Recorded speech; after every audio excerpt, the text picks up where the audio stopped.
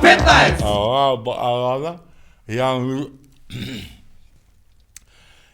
Значи, јас сакам да предложам на оваа влада, значи, тоа е која една моја идеја за денот на идеите што сакам јавно да изнесам, да оваа влада подитно престране да биде скромна. Затоа што оваа влада има огромни успеси и за тоа треба да се соопште сето тоа што они го имат постигнато, да се соопште на јавноста, јавно и транспарентно, зашо они и сигурно се залагат.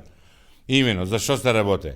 Ние покрај тоа, што цело време зборуваме дека тука кај нас треба да дојдат странски инвестиции, мислам дека конечно треба да се обелодене без никаква оваква лажна скромност, тоа дека покрај тоа ние више имаме и многу големи инвестиции у странство. Значи, ја ова не го зборувам онака паушално, него го темелам на конкретни примери и ќе го илустрираме еве сега одма.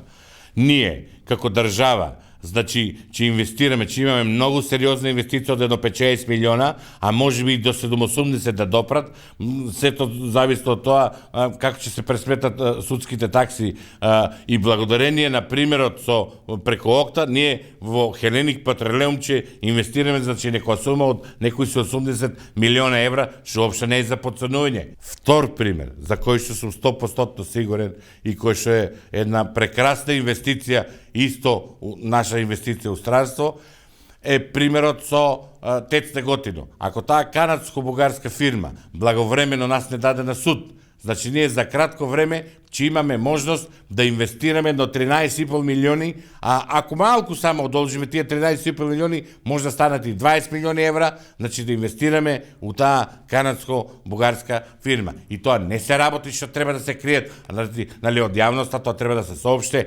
најнормално, најтранспарентно, зашо и владата у самата најава се залагаше за тоа. Зашо да бидат скромни? Инвестираме и готово. Јас, како експерт, знам уште најмалку 2 до 3 овакви случаи кои што допрва ќе дојдат и кои што ќе се потврдат нашите инвестиции у странство. Само не сум јас тие што треба да зборува и да елаборира. Тоа треба владата најнормално да си го соопште на јавноста. K15!